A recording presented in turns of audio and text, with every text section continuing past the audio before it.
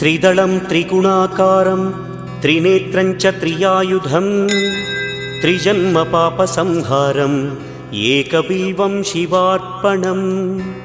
त्रिशाखैः बिल्वपत्रैश्च अच्छिद्रैः कोमलैः शुभैः तव पूजां करिष्यामि एकबिल्वं शिवार्पणम् कोटिकन्या महादानं तिलपर्वतकोटयः काञ्चनं शैलदानेन एकबिल्वं शिवार्पणम् काशीक्षेत्रनिवासं च कालभैरवदर्शनं